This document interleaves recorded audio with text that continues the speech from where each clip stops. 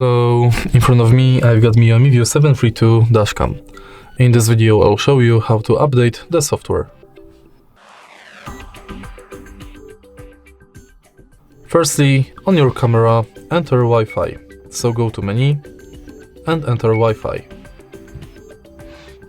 Now enter the MiVue Pro app.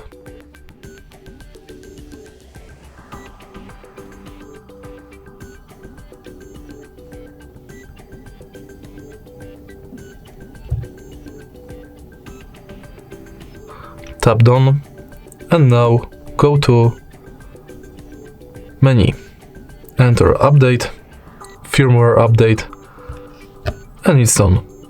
If there's any update to download, it will be downloaded automatically. If you find this video helpful, please leave like, comment and subscribe.